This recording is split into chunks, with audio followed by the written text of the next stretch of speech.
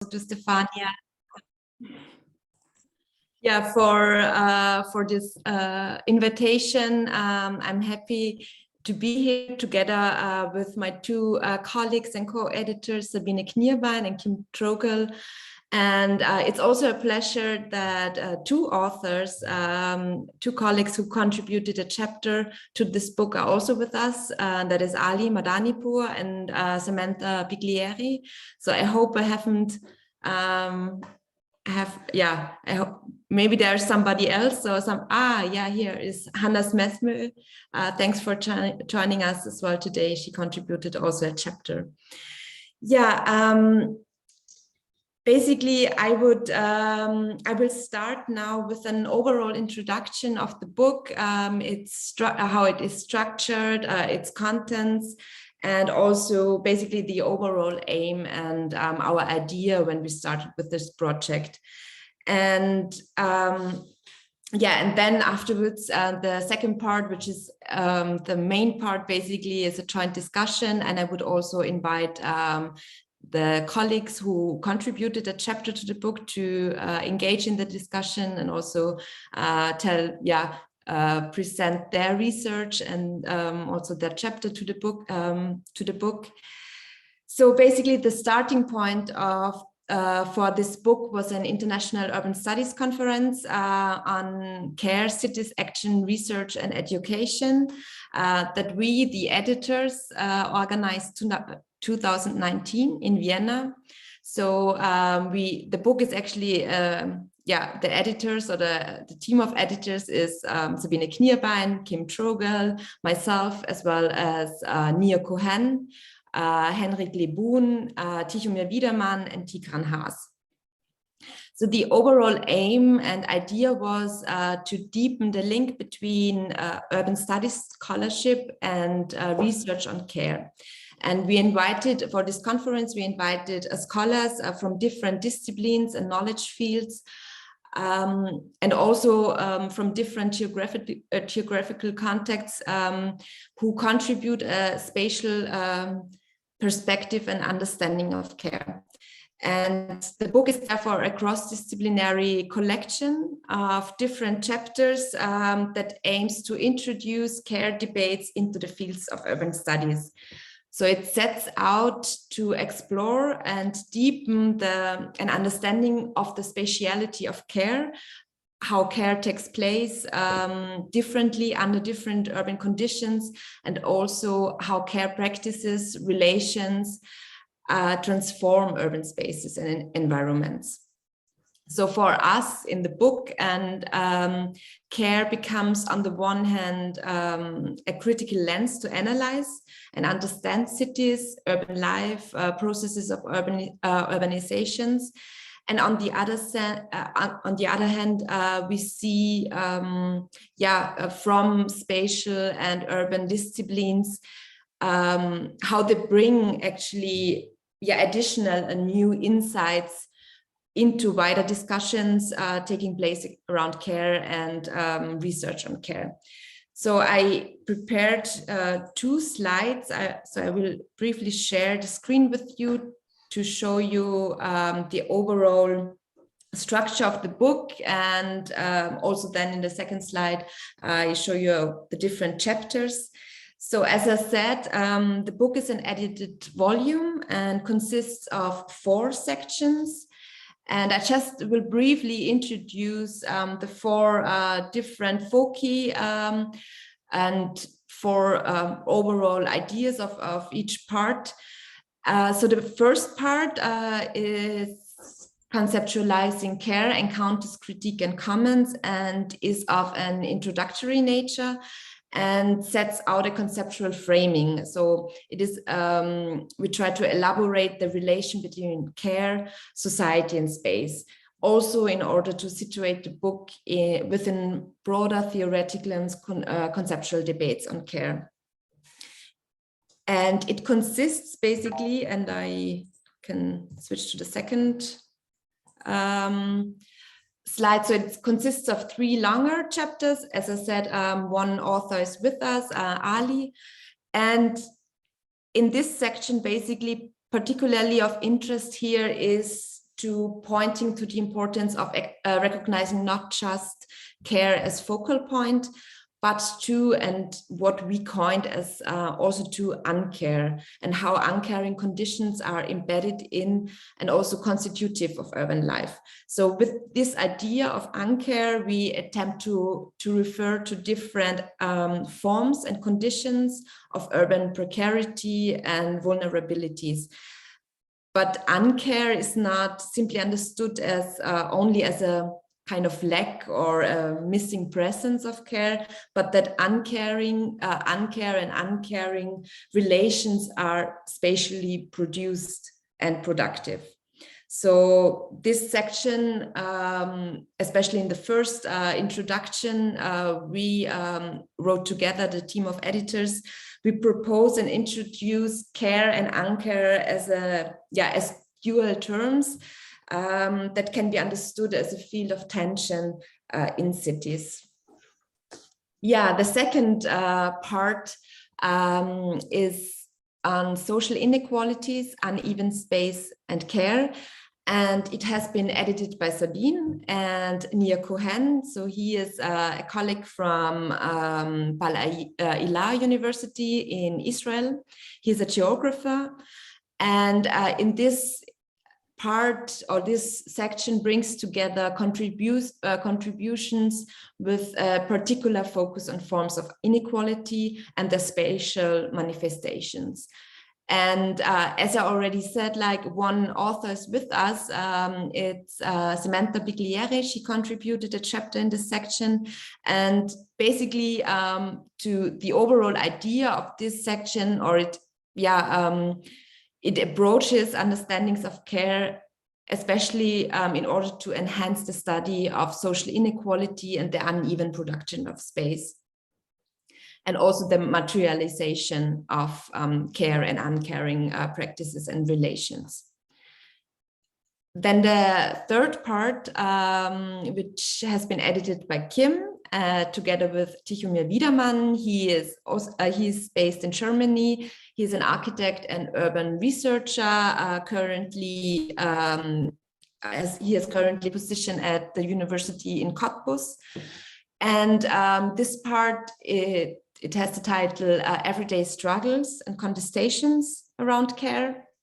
So in this section, basically, the chapters explore struggles emerging around the provisions of care and the lack of caring infrastructures. And they, the one focus is especially on care labor as an essential element for sustaining urban society, and especially also at the intersection, or at the across the private public boundary. And they also approach care as a social practice, emphasizing the relevance of caring relations for building agency to contest. The last section, it's part 4. It's new care arrangements and civic innovation.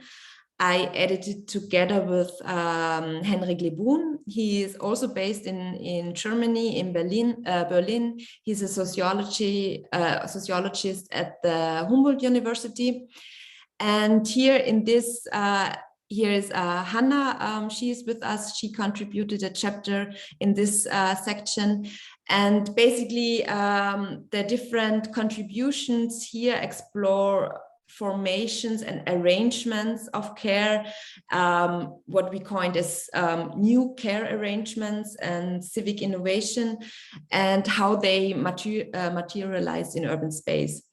So this book part brings together research on so-called, or often seen as, new models of care that arise as a result of structural inequalities and the lack of public care infrastructures. And such arrangements and civic innovations are often seen primarily as progressive, to offer counter models for capitalist urbanization, but these chapters also deal with their ambivalences inscribed and in such innovative care arrangements and how they play out in the urban realm. Yeah, this is from my side now a brief introduction to the overall book, and I think we can now continue with the second part and with the discussion part. Thank you. Great, Angelika. Thank you also for the timing. It was excellent. So we have plenty of time for the discussion.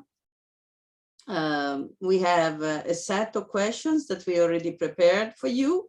So now I will invite my colleagues and friends to ask these questions as we agreed. And I give the floor immediately to Stefania Ragozzino for the first one. Thank you, Marcella.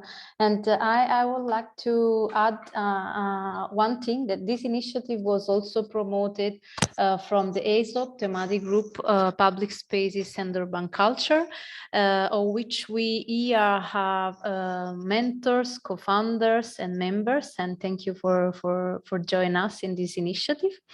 And my first question is, I have a lot of questions, and I appreciate a lot the work that you had with this book. Thanks for your contribution to the scientific and social communities. The question is, the title of the book invokes a high relational value. In what dimension has it been tested, and how many encounters have you had during this process? Thanks so much, Stefania, for the question. I think it's my turn to answer that. But before I start, I have a question back, because the three of us were wondering on the second part of the question, what exactly do you mean by tested? Because during my reading, I appreciate the power of your relation between scholars, but also between different communities, different occasions that you develop between all of us, all of your. And tested, I intended like experiment and also develop knowledge during these encounters. This is my intention. Okay, so then I can, thanks for clarification. Then I can maybe explain a bit the process behind the book, and coming also a bit more to the theoretical part on the encounters, which also found its place finally even in the titles. Yeah, so encounters with urban studies is not by coincidence as a subtitle.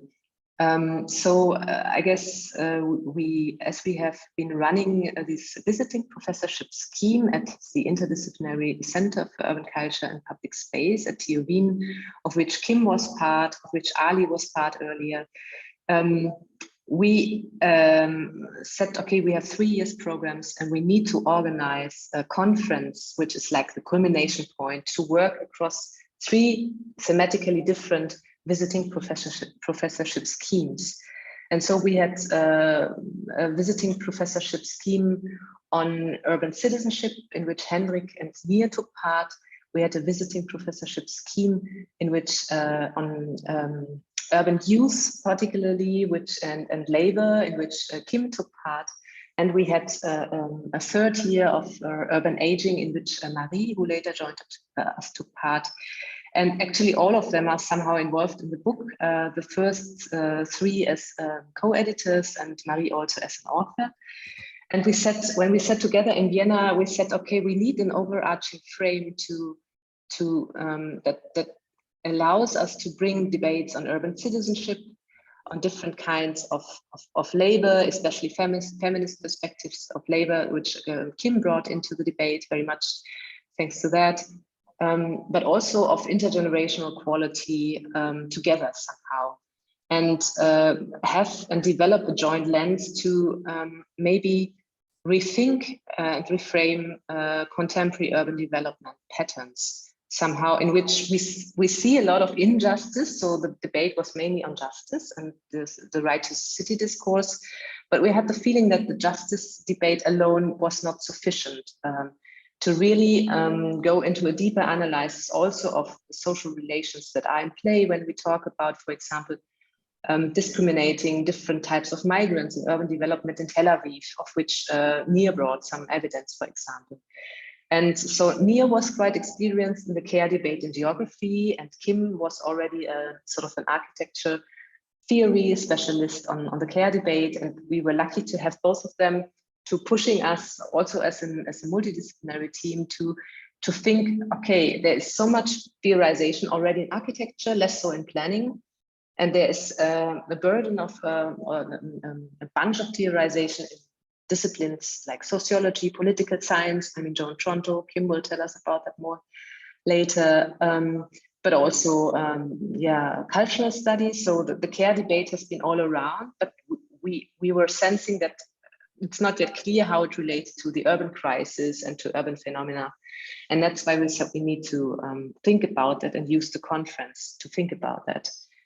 And then after the conference, and we used in a sort of a relational way, the conference as a speed dating with the authors. So we invited them already to meet us for talking about their chapters during the conference.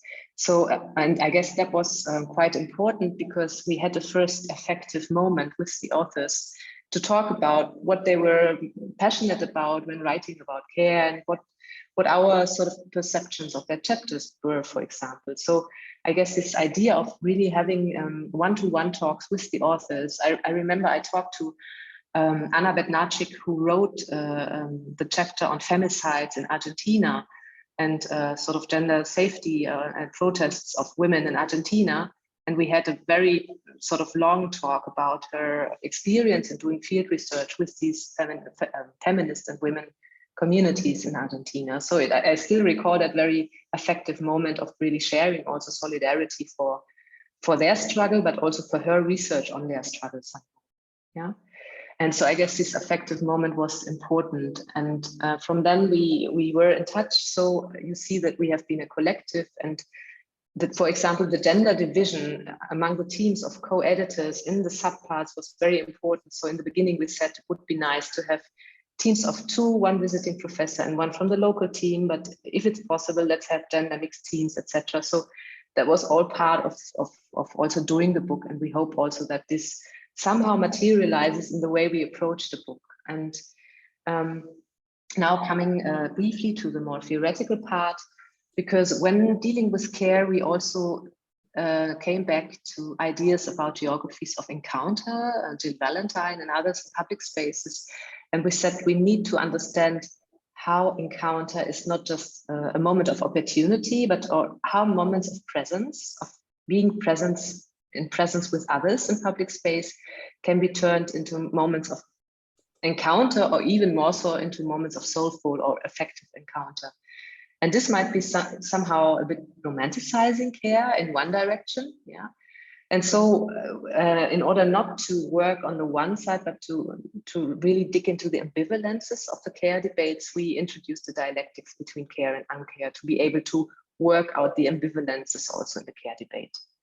And so this theoretical piece, which comes also from Marxist thought, from a German colleague actually, who has theorized this idea of when moments of encounter or moments of presence are turned into moments of encounter, was quite central also then in the end of our discussion to the subtitle, Encounters with Urban Studies. Yeah, so that's my answer to the question. Thank you so much, Sabine. There is a second question by Stefania. I'm writing all the questions also in the chat because we have students following us, so at least they can also take notes of this question and think about them. That's why I repeat the question also in the chat. Yeah. It's Thank you, mostly for our Marcella. students. Okay.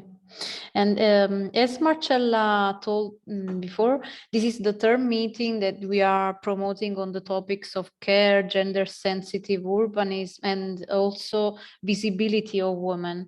And for us, it is very interesting to find interconnection, distances, and overlaps between these different works. And it is even more interesting for those who listen to find links and flow that brings together complex concept and complicated process that are underneath these stories. I come to you with my question, which seeks a point of union with the Leslie's book, that is Feminist City. In your opinion, what are the most relevant steps to move from a feminist care tradition to a feminist city? Okay, hi, I'm going to jump in for this question. So hi, my name is Kim Trogal, and I'm one of, as Angelika mentions, I'm one of the co-editors of the book. And I guess my background is in architecture.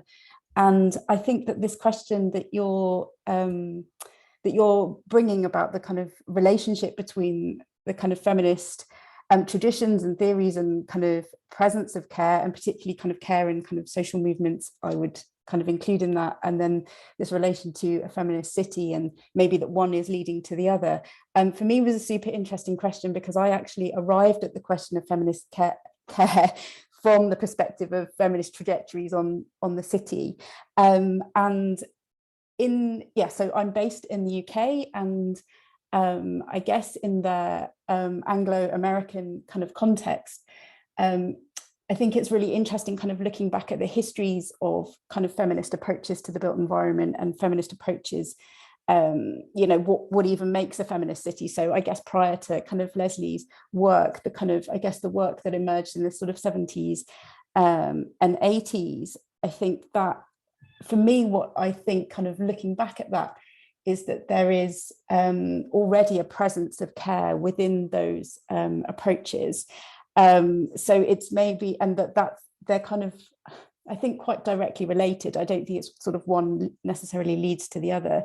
So I'm just thinking about, so for example, practices like Matrix, who wrote, they were an architectural practice, but they wrote Living in a Man-Made World, which was published in the 80s and has recently been republished again, or people like Leslie Caines Weisman, who wrote Discrimination by Design, or Dolores Hayden's work on the non-sexist kind of city. I think what they were already setting out in that kind of moment was approaches to kind of making the city that were already aligned, I think, with a care tradition. And they were emerging, I guess, from the same kind of feminist movements that were already kind of privileged, and of course in Italy, privileging questions around social reproduction. So I think they already kind of come in terms of their lineage, maybe from the same kind of point. So I guess things that they would have been setting out was sort of, already thinking about the city much more in terms of neighborhoods, thinking of the spaces and the infrastructures that would provide support for women, and women understood as, I guess, quite a heterogeneous group rather than a kind of singular. And I think the other thing that's interesting is groups, particularly like Matrix, and I'd be really interested to hear about other kind of global examples of sort of practices and approaches, but Matrix in the 70s and 80s were already practicing very participatory forms of making neighborhoods, of making buildings, of making kind of spaces. They were doing things like providing kind of technical support for people who wouldn't have technical aid, for people who wouldn't have access. Yeah, much more kind of participatory and democratic kind of ways of working. So I think that when you look back at the history of kind of feminist approaches to architecture in the city and urbanism, you already find quite a lot of care practices within what they were doing. And I think, so I think this relationship isn't a new one, is what I'm saying, but rather maybe a historical one. But maybe it's sort of, I think maybe takes a bit more of a kind of new relevance today in thinking about the kind of widening inequalities or exclusions that are happening in cities. So I think that maybe what we can add to, I guess, that tradition and some of the things that I guess emerge in the book and kind of come up in the book is the kind of one of the central kind of threads of kind of feminist theories of care is a kind of recognition of interdependence. So not only as kind of subjects, but that kind of acknowledgement of kind of dependency, that we have on others, and kind of trying to think through this kind of city in terms of those relationships and how to support those kind of relationships. So I think that's, and I think that was done by those feminists kind of earlier on, but maybe I think what maybe needs to kind of also kind of happen today is thinking about that, I think, in a much more kind of global perspective. And I think the book does contribute in some ways to those kinds of understandings. So thinking about the relationships of dependencies kind of within cities, but also the relationships that cities have with other kind of places. So things like questions around, the book deals with questions of migrant labour, about the impacts of not quite health tourism, but the impacts of people kind of emigrating and then making use of kind of local kind of health services, and the impacts that has on different kind of local kind of communities.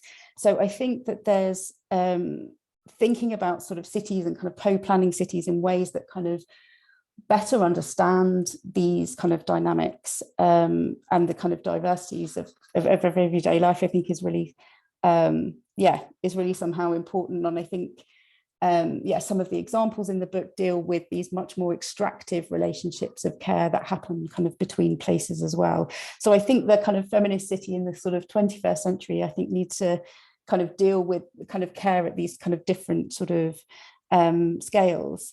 I think one aspect as well that comes up in the book, and particularly in the last section of the book that Angelika and Henrik edited, which was concerned with new forms of organisation, is that they kind of bring us back to the work of kind of Joan Tronto, who over her, I guess, her career and sort of looking at the kind of political kind of theories of care, sees kind of care and democracy as kind of two sides of the same coin. So she talks about that we need kind of democratic caring, but we need kind of caring forms of kind of democracy. So we need to make kind of care central to our democratic kind of discussions, but that also we need sort of more democratic kind of forms of kind of caring.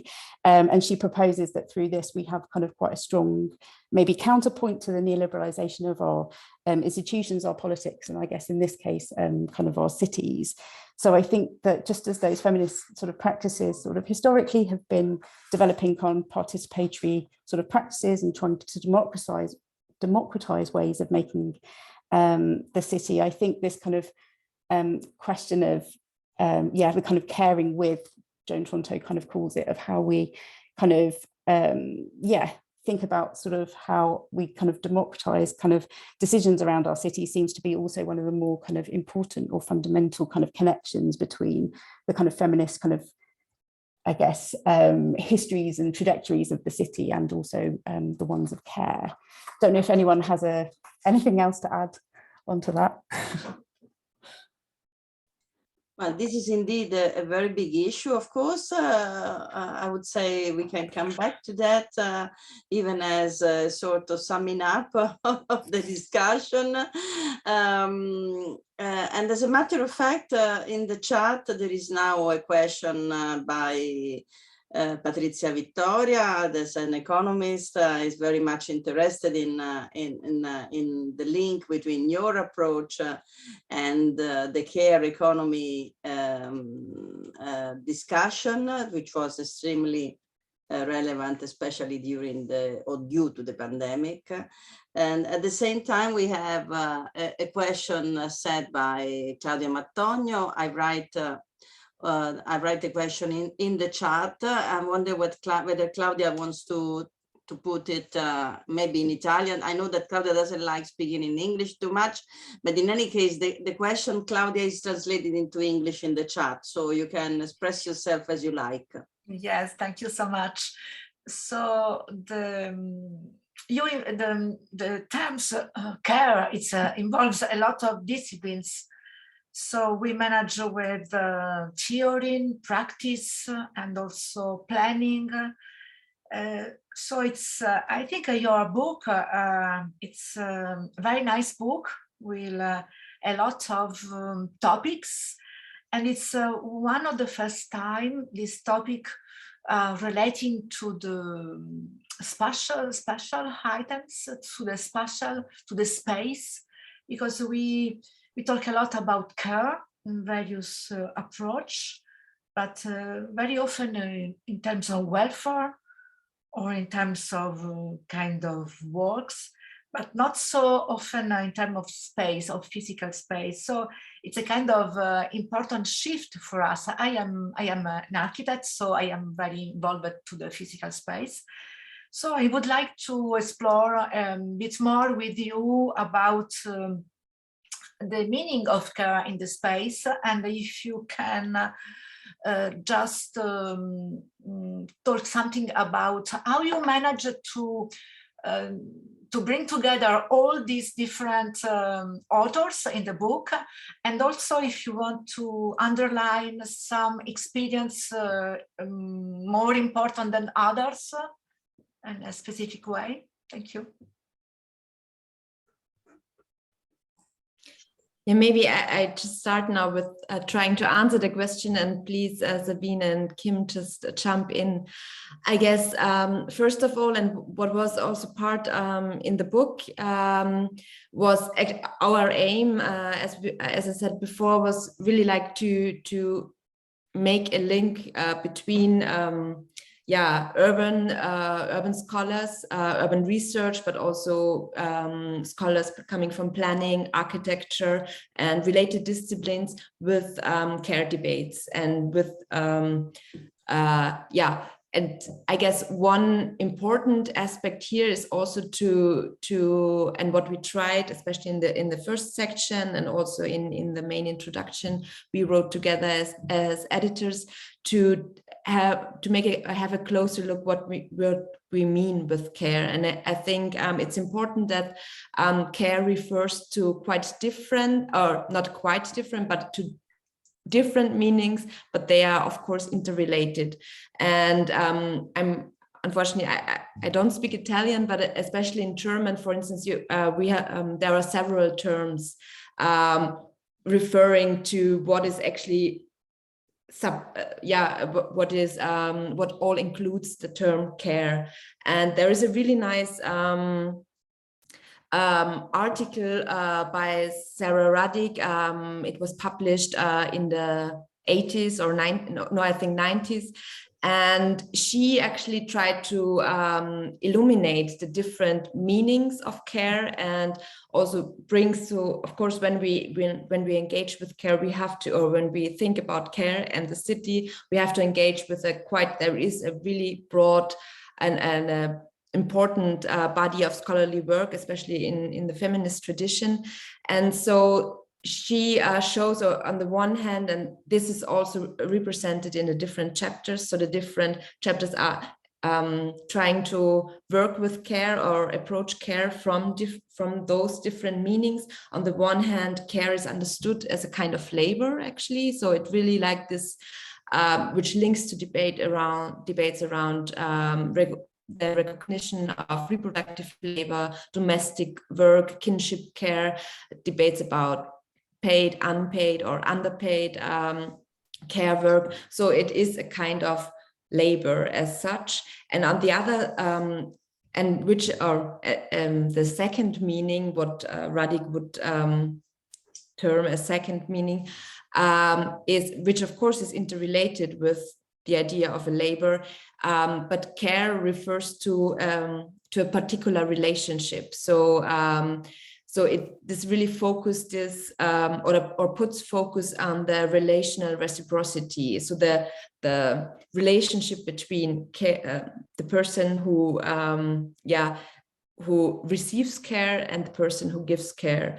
And it illuminates basically different types, or the quality of care work, and how care is constituted in and through the relation of those who give and who receive care. So this focus on the relation between, and also in the book, and I think that's when it comes to spaces and engagement with spatial disciplines, it is not only there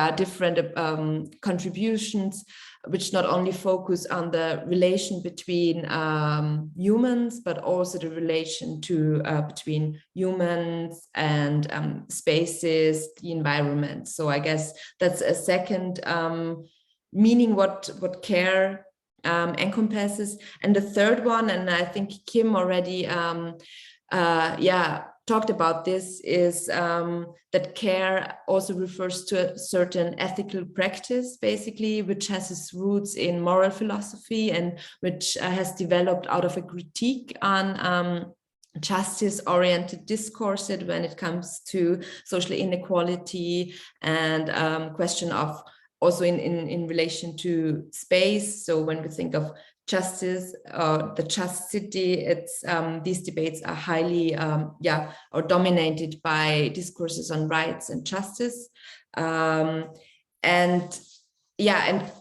care as an ethical practice. Basically, it focuses on how we are. It tries to deal with how we as the social world, or how the social world it's a different ontological perspective. So it focuses on the idea of vulnerability, of interdependency, on mutual responsibility. And I think, and there is also a strong focus on this idea of care and what it means then for living together in the city, but not only the relation, as I said before, between humans, but also with the built environment. That's maybe one part of the answer. I don't know if Sabine and Kim would like to add something, or Kim, do you want? No, okay. I think thanks, Angelika, for that. Maybe just to add and to link also to the three authors that we have here with us, Samantha and Ali and Hannah. I think your chapters are so very clearly standing for different approaches, also from the practical side, if you're an architect or an urban designer. So Samantha's perspective, or maybe you just briefly introduce your papers to also share with the audience what was your approach, if you want to. And I just throw the ball to Samantha, maybe to briefly introduce. Sure. So happy to be here. I'm Samantha Vidieri, and I'm based in Toronto, in Canada. And my paper looked at the experiences of people living with dementia or Alzheimer's disease in their neighborhoods. And I took them on these go-along interviews where they took me around their neighborhood and they showed me different things. And when all of these interviews were over, to reinforce the encounter piece, I saw an advert for this conference and I started to read my data through that lens. And what I came up with was that people living with dementia are remaking the neighborhoods that they live in a whole different variety of ways. And so I really was thinking about care as not just, I'm sick, so you care for me. We think of people with dementia as dependent on other people for everything, but the people living with dementia were caring for people in their lives in different ways. They were caring for people by making sure that they went on the same route every day so they didn't get lost. They were caring for their neighbors by shoveling snow. They were caring for themselves through time even, and different encounters with people, with more than human others. So like flora and fauna, and those things were caring for them in different ways. And so what I learned from this work is that as practitioners, I'm an urban planner by training, a care lens can really illuminate a lot of different things. And so it can help us reveal what's an inaccessible built environment. It can help us notice innovative practices. So I'll give you one quick example. We were walking and this person wanted to cross in the middle of a very busy street instead of crossing at the crossing light. And he told me that he does that because the crossing light, there was too much information happening and it was a way for him to control the environment, care for himself, to be able to cross the street. And as a planner, I never would think about that kind of thing. And care also gets us to think about interdependence beyond just commuting. It's about like picking up the groceries and your kids and all these different relations and pieces. I also don't want to take too much time, so maybe I'll stop there. So thanks, Samantha, for that. I think it's very clear with also the case study of people living with dementia. It's very fascinating case study. And maybe just Ali, because you also made the link between temporary urbanism and the limits of care, and maybe also the dangers of the care discourse in urban development to be used by other forces. Maybe you could briefly explain what your focus was. Hello, good to see you all here. Yes, I had the pleasure of making contribution to this book. The idea was to think about the idea of care a little bit critically, to see what is said and what is done and what it means. So the context was the context of carelessness, that we see carelessness about the environment and about other people, a sense of individual self-seeking, and which we all know the consequences of. And of course, in the context of the pandemic, the issue of care became so important. Everybody realizes how care is important, how central it is to everything we do. But then I was looking at the concepts of care and how there is this relationship between the provider and the receiver, and the problem now we have about the provision of that care. And so I looked at the three models of provision, which is through family, through civil society organizations, and through the state. And all of them are under pressure in a sense, because of the welfare state decline and because of the civil society or philanthropy not being able to fill all the gaps and being consistent. And familial, which is the historic model, is presumed to be there, but obviously the structure of the family, the relations are different. And it cannot be taken for granted that it's there, especially because of the role of women has been taken for granted, and it shouldn't be. So that's the conceptual problem of this imbalance between the providers and the receivers, and the power relations there between the two. And then the examples and the practices that I looked at, and one of the examples, as Sabine says, was about this temporary developments, where a practice is presented as caring, and it's really not that much caring, it is just an appearance.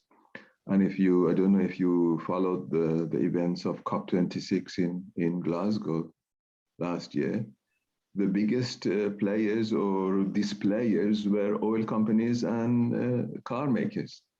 So they were the most powerful participants.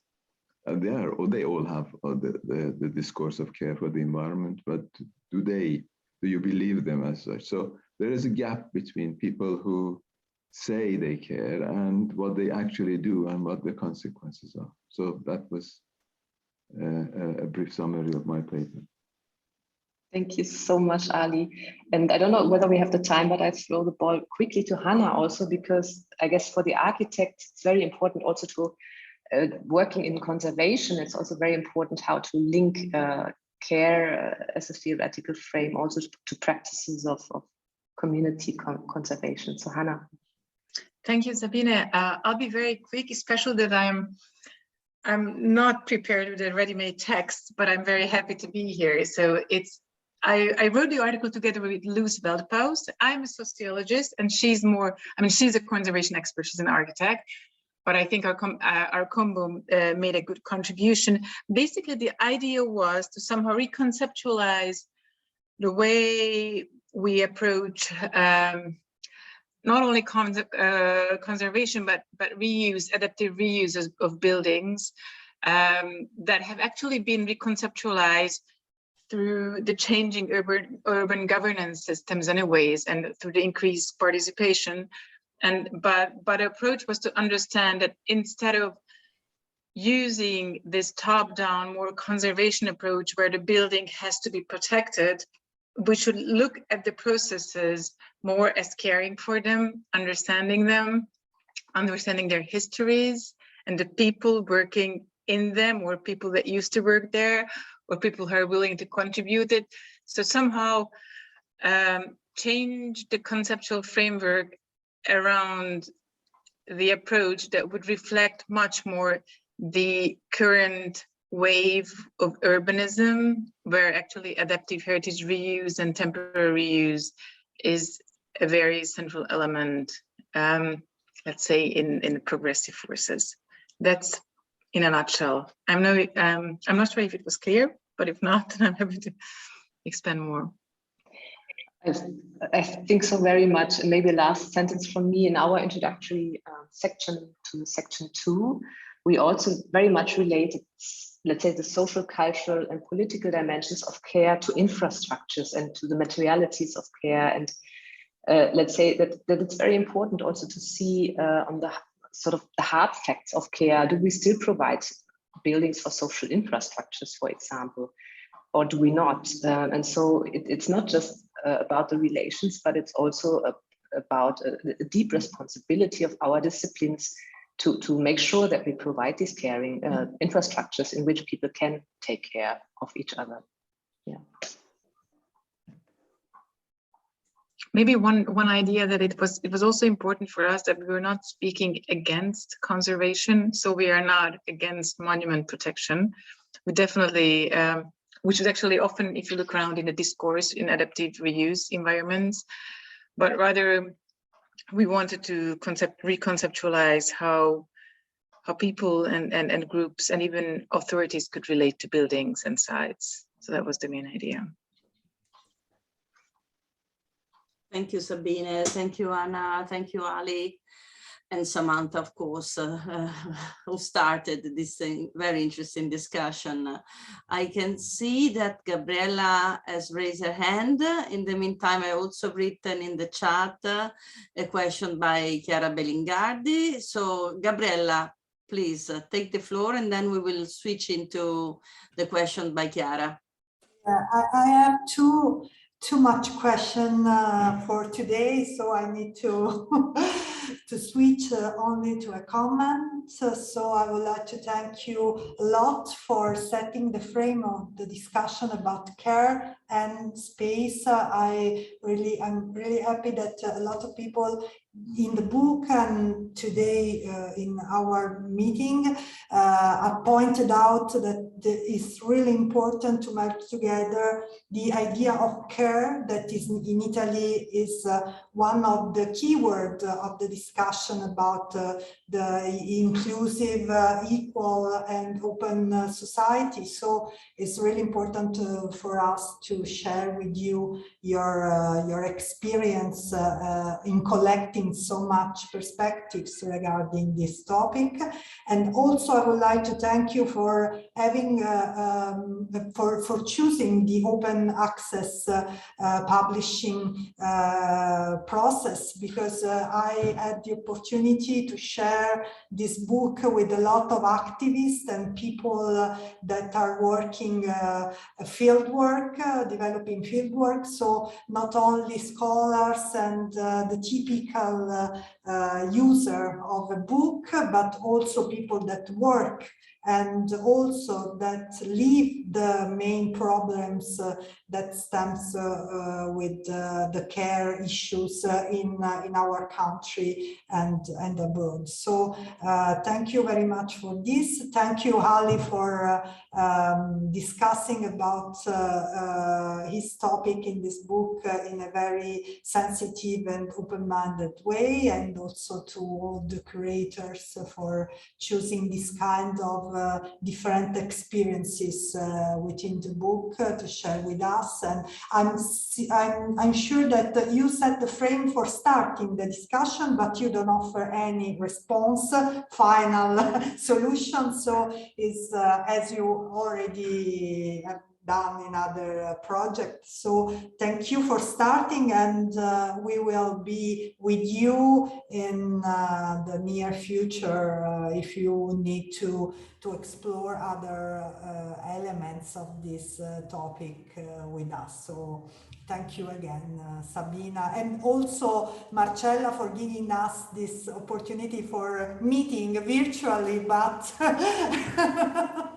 that's what we can do for the moment, but maybe next time we can meet somewhere. Okay. Okay, thank you, Gabriella. I will give the floor now to Chiara for her question that is anyway written in the chat as well. I say this for the students, especially, as I said before. Chiara, if you want to take the floor. Yes, thank you very much. Well, I am a Knierbein researcher, and I found this book really interesting, especially for the cases. But I was wondering, when we talk about all these good practices, we finally take the risk to being marginalized, like saying, okay, this is what you can do and that's all. So what, in your opinion, are the tools and the instruments to take these single cases for starting with a new vision, a new planning practices, a new urban project for the whole city, for the territory, and so and widening. Thank you. Okay, I can maybe start to answer, and then maybe Sabine and Angelika and others want to chip in. But I really appreciated this question because it kind of gets at the heart of a little bit about what's difficult about care and the material kind of realities of care, is that it's so kind of embedded. And a lot of the chapters in the book kind of reflect this. It's really a very highly situated practice with real people and real places, and so then what might be generalizable from those very particular kind of instances, I think, is a really interesting question. And also, again, your question about a general vision of the city and territory then also starts to raise the kind of question of scale, and that maybe what works with very kind of with smaller groups where you have very kind of intimate kind of forms and forums and things, and then how does one think about the scale or the city in this kind of scale? So I don't know if I have any particular answers other than really appreciating your question. But I think, for instance, already when Samantha introduced kind of her work, I think you already see a start of a practice of care, which is, as the researcher, which is really being very attentive and creating kind of moments or spaces in which one can already appreciate the practices of care that already take place in the city. So even though it might not be that specific crossing with that specific person or that thing that would be generalizable as a planning principle, there is something about the methodology or approach of attentiveness that I think potentially could be transferable. I think and I think we see that with a lot of the chapters in the books, and some of them are about good practice, as you mentioned, but a lot of them also deal with questions of inequalities. Some of them, particularly in the later sections, also deal with questions of what, as Ali was saying, what appears to be good practice when one starts to really look and pay attention. There's quite a lot of ambiguity and nuance that maybe makes things not quite kind of how they seem, or they're not purely good or purely bad necessarily.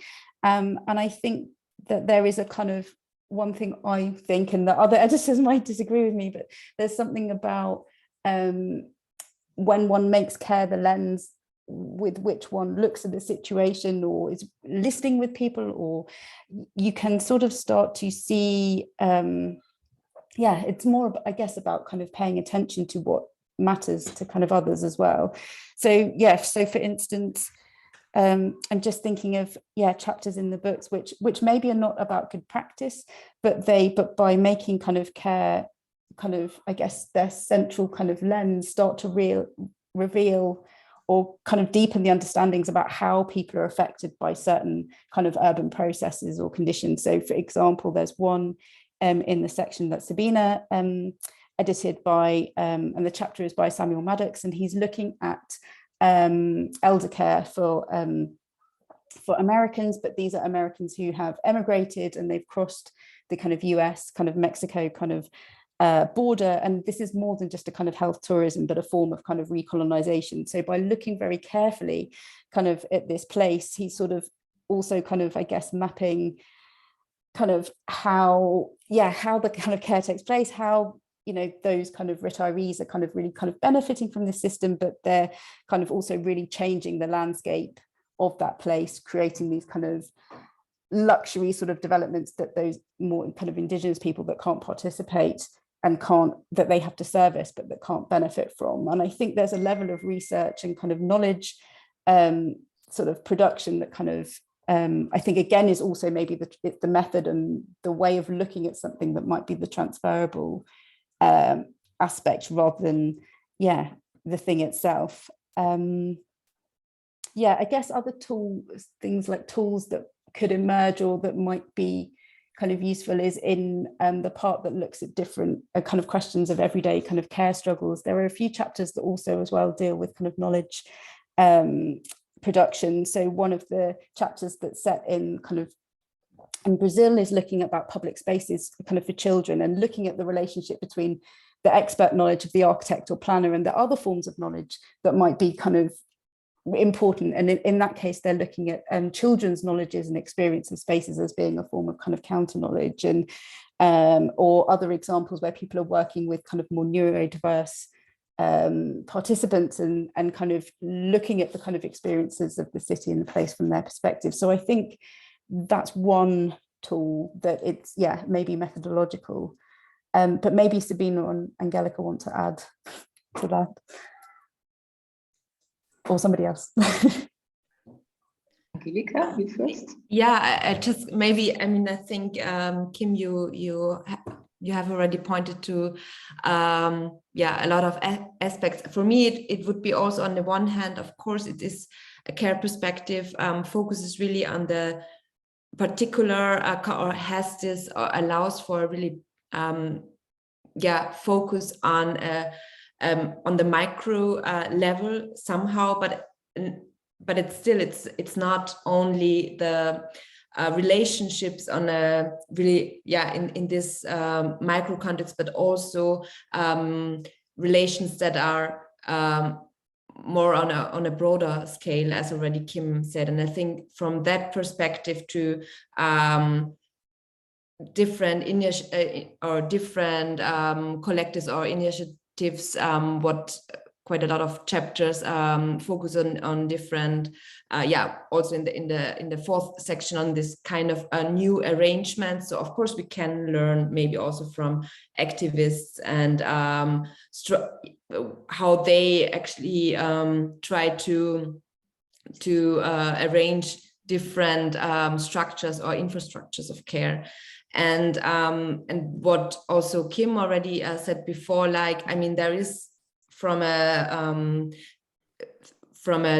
theory of democracy perspective of also, especially Toronto highlights, and of course she has a really broad perspective on care, but nevertheless she tries to yeah, develop an understanding of care which much more relates to what can, or how we can perceive the social world and our relations to each other differently, and which means like to really focus on that we are all somehow vulnerable. And colleagues Catherine McKinnon and Stephen Healy, Kelly Domborski, they are in the third chapter, they actually termed this kind of being in common. So, and they tried to elaborate or yeah, focused on the experiences of giving birth and coming to the world, basically. So we are all somehow vulnerable, some more, some less, and this changes over time. But this can give us a perspective also from a planning perspective to be more sensitive to specific groups and vulnerable groups. And also, for instance, like Samantha, she already talked about people with dementia. So I guess that could be maybe from a micro level also stretches to an overall or more broader context. Thanks, Angelika. I think as Kim stressed the methodological and you stressed the scale, I would maybe answer Chiara's question by coming back to the theoretical parts. And I was really thrilled by when we edited this section introduction with Cohen on part 2, I came across a chapter written by Martina Kapsali, who's a young Greek postdoc with whom we have worked a lot in recent past. And actually, she has done previously very extensive case studies in Thessaloniki. And from that, this sort of developed a very feminist approach in critical geography relating to planning. And Martina has very much in her paper theorized on sort of care as what makes care as a relation between embodied practices or disembodied practices. So the role of the body in the whole. And she stated that embodied care practices are crucial for constructing common political spaces of home, and they also give birth to collective political subjects and to political projects. So the link between the political and care was very much stressed in her contribution. And she also rendered equality and care as co-constitutive practices. And that is very much also inspired by political theory a la Jacques Rancière, but I think it's very important also to link to these debates. And maybe what we took as a very, very basic sort of finding out from her paper, which is really theoretically very thick, so I can recommend that, is that the feminist twist implies that we cannot ask the care question without asking for whom care matters differently, why, how, and where. Yeah.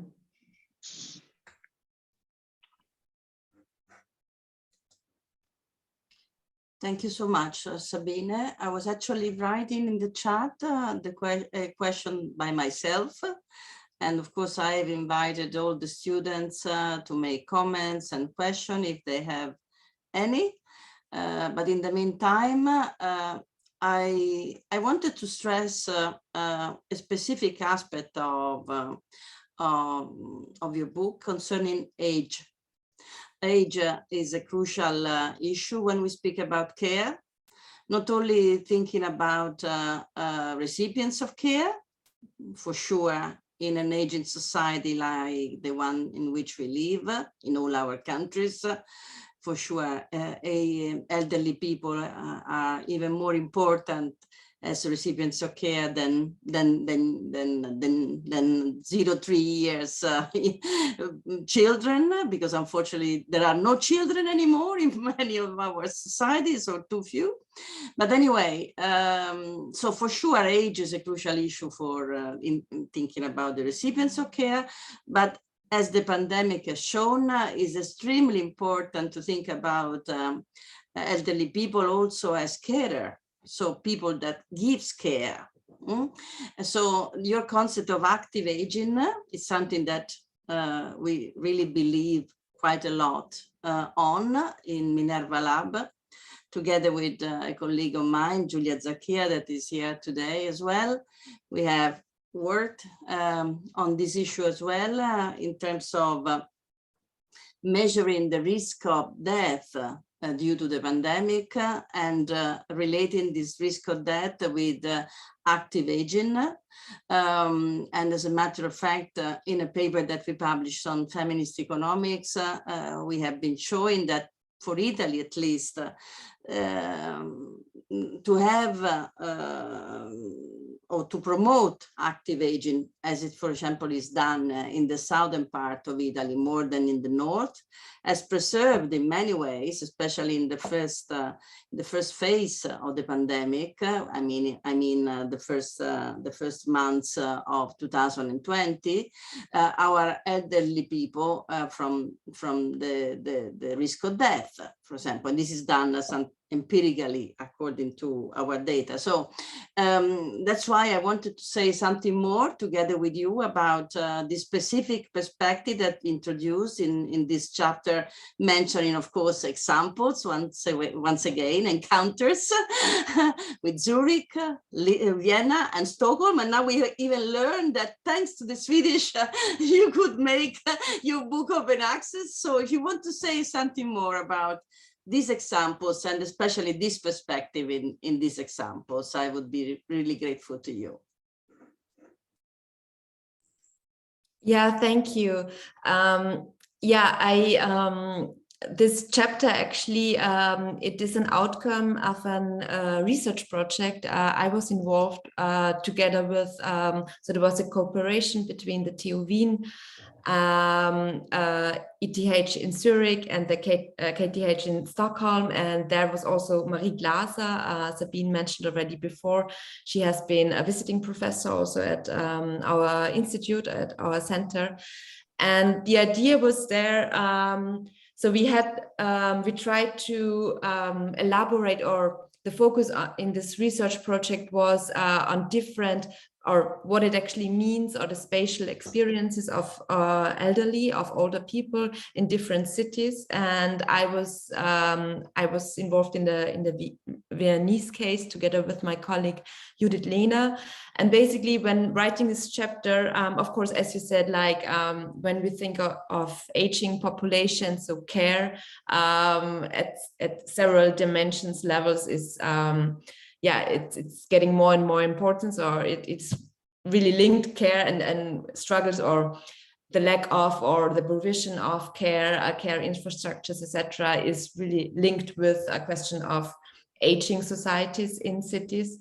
And so in the last years, there has been a quite prominent policy strategy, and which we were trying to formulate a counter, or a critique actually. So the notion of aging, or the relevance of age-related topics for the disciplines of planning and architecture, urban design, has been especially put forward by the age-friendly cities and communities policy strategy by the WHO, and also the related policy program on active aging. And basically, it is indeed a kind of a quite top-down approach. And in this chapter, we tried, with the perspective on care, actually also to illuminate or to emphasize this caring relations which are present on smaller scales in the neighborhood, and also where older people are not only care receivers, but they are also caregivers. And so to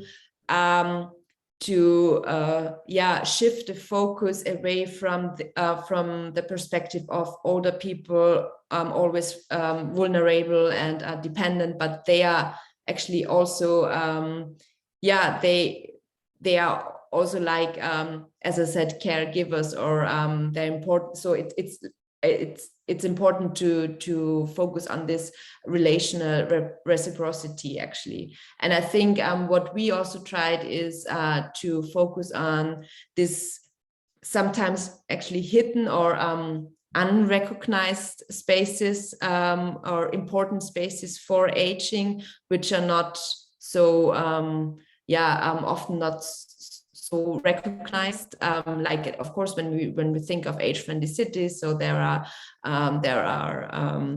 certain care infrastructures like hospitals or special dwelling units, etc., necessary. But there are also these spaces of transit, or these transitory spaces, which are, for instance, the bus stop, or the daily activities, the walk to the supermarket, where forms of interactions or relations of care take place. And that was we tried to really look at these tiny aspects and illuminate where caring, or what it actually means, or could also additional perspective on questions of what makes a city age-friendly.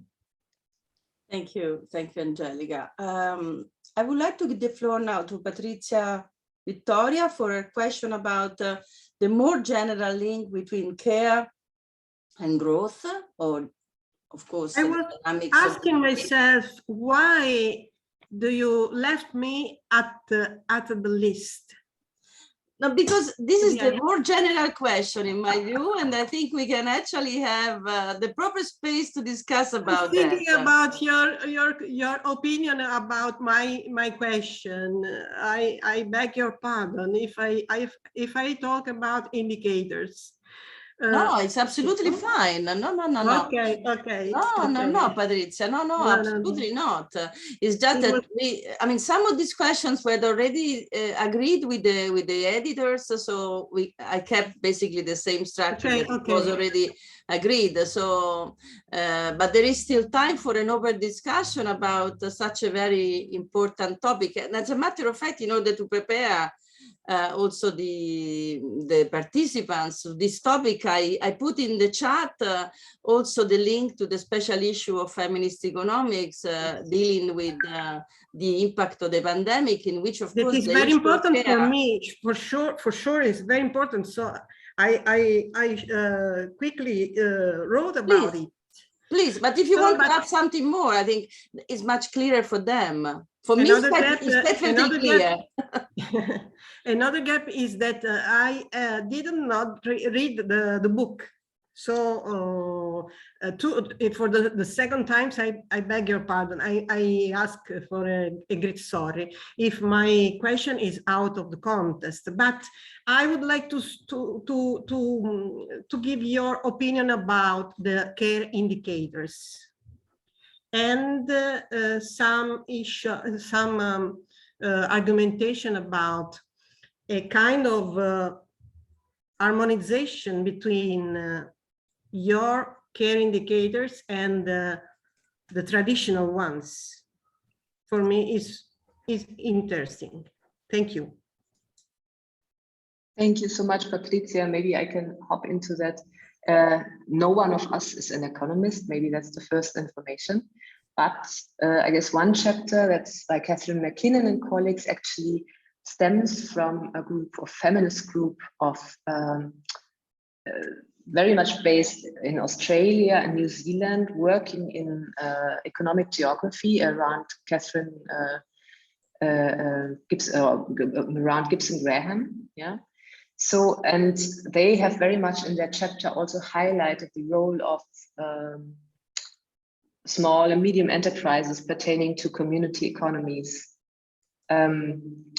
in sharing much more care. Sabine, do you remember the name of this colleagues from Catherine McKinnon? It's actually McKinnon, and she has a chapter in our book. It's a chapter, actually chapter 2. Okay, thank you. 2 or 3, no, 2 is Ali's chapter, and then it's chapter 3.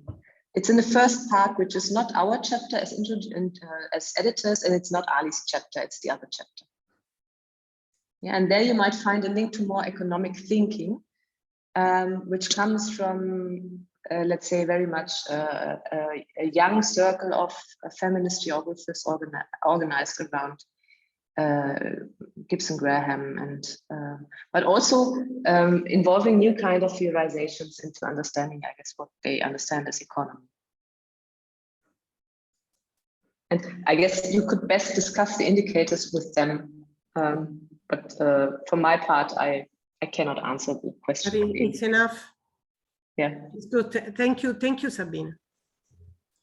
Yes, in the meantime, I also put some other links, for example, to the Care Manifesto that has been produced during the pandemic as a way of thinking on a new heterodox feminist paradigm, economic paradigm, so, but not only economic, of course. And in the meantime, there is a question by Maria Francesca De Tullio. Please, the floor is yours. Yeah, thanks. I also did not have the opportunity to read the book yet, but we're very interested in the topics of this. As an activist in urban matters, but also I saw in the summary that you discussed the topics of social justice and uneven distribution of spaces. I was wondering whether you identified specific strategies for people to reclaim spaces for care, because of course, are a resource for care in the city. So I was wondering whether you discussed this matter together and if you have any more insight.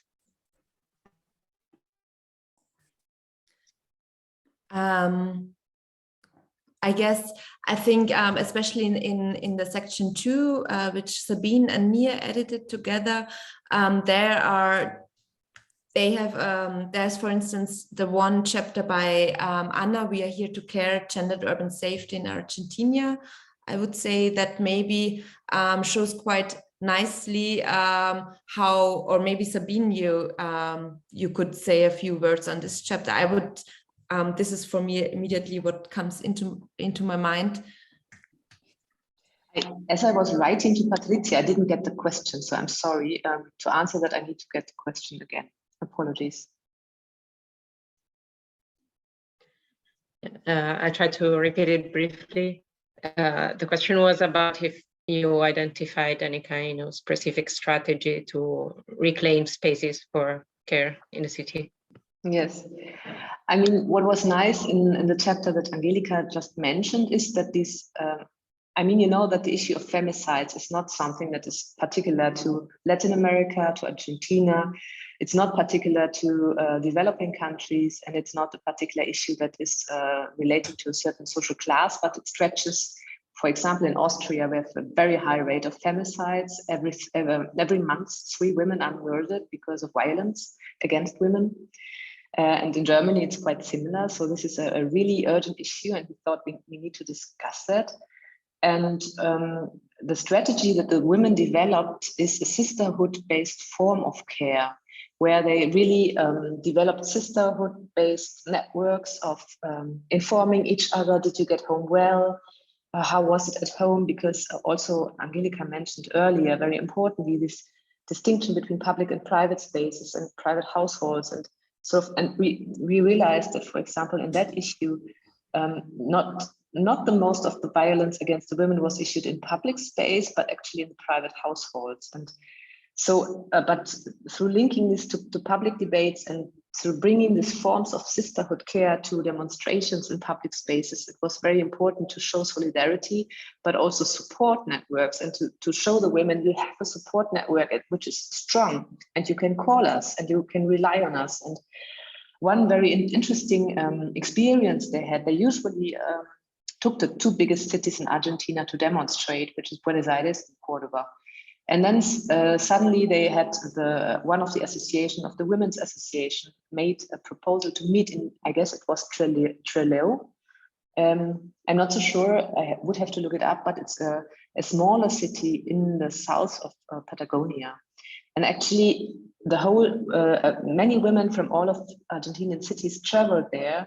And their experience was that occupying or protesting in the smaller city by occupying all the streets with women and protesting and sending this image to the world was very empowering. Yeah.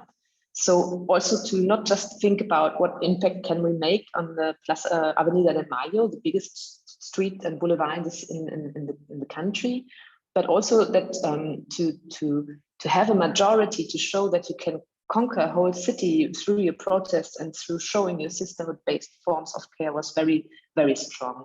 And I guess that was an experience they did only through that act and embodied act, and they didn't think about that strategically before, but the researcher realized that was a very important spatial experience in their protest. Thank you, Sabine. There are also some comments in the chat, but are mostly to close the discussion. We usually close our seminars at 6:30 p.m. So we are perfectly in time. Unless there are really very quick comments by some of the participants.